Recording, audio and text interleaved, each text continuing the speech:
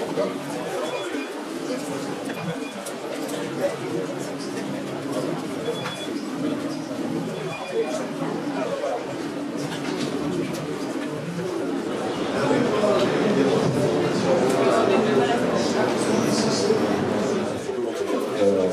fonctionnalité présentée par Red Hat,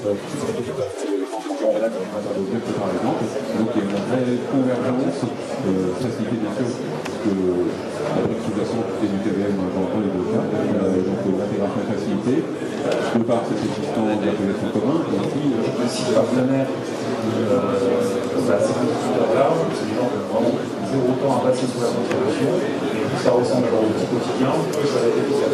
Donc voilà pourquoi on a fait ce choix-là.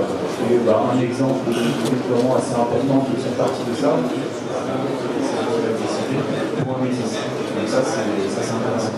Vous allez interroger le center pour lui demander les marchés qui ont changé, si je l'ai loué, c'est ça le change bug un petit peu de métier. Vous faites que les chiens pour les centers, que nous, il faut supporter.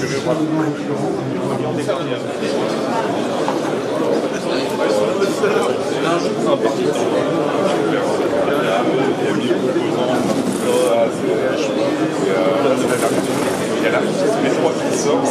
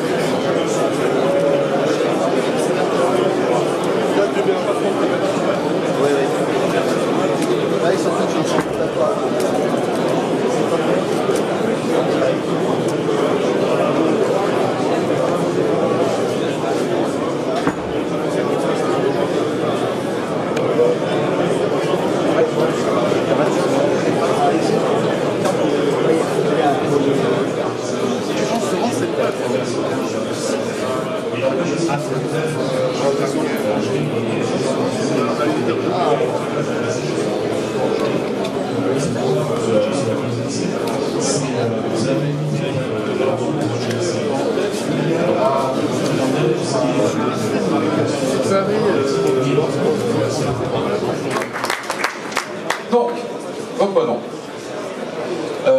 Donc ce que je vais vous expliquer, donc système D permet d'utiliser au maximum le kernel Linux, donc va permettre d'avoir un système par un système de dépendance, de paralyser de façon beaucoup plus agressive le démarrage des services. C'est ce qui permet, quand on compare le démarrage d'un système entre un système démarré sous système D et un système démarré sous systémite, le système démarré sous système D est généralement beaucoup plus rapide à être prêt à être utilisé. Le démarrage est vraiment beaucoup plus rapide.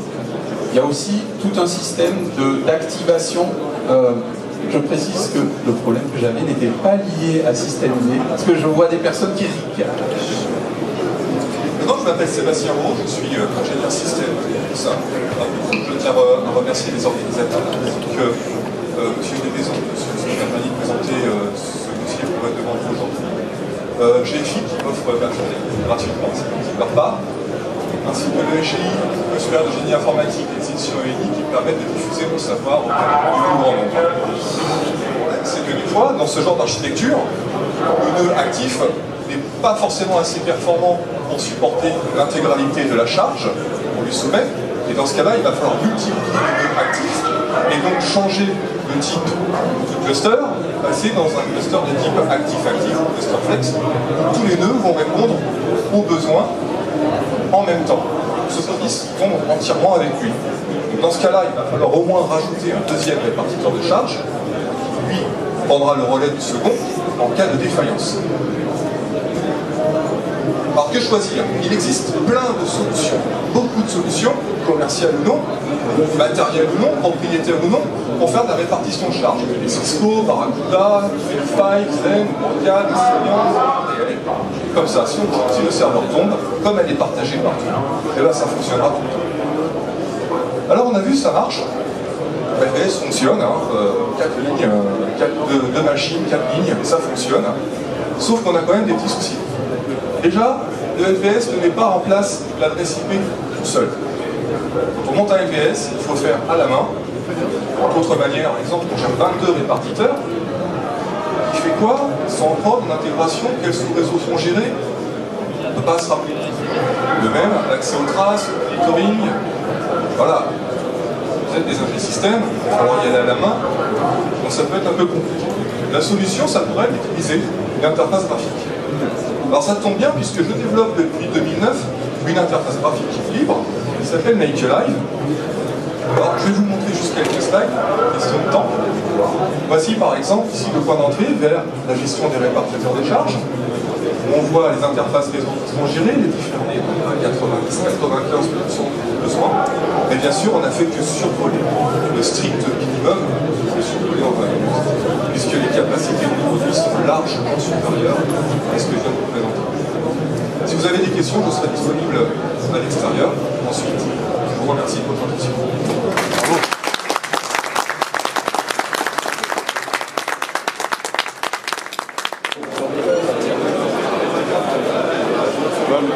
Qu'est-ce qu'ils font à Enedis? Alors, bonjour, Lucie va nous présenter ce qu'est le cloud. Alors le cloud, c'est la mise à disposition de ressources informatiques à la demande, en libre service. Voilà. Et vous avez l'air de les utilisateurs? Alors ça peut être une entreprise ou des utilisateurs. Aujourd'hui, quelles sont les solutions pour l'entreprise et l'office? Nous avons plusieurs types de solutions. On a plusieurs managers. On a notre infrastructure qui est basée sur la technologie. Voilà. Qui est basée sur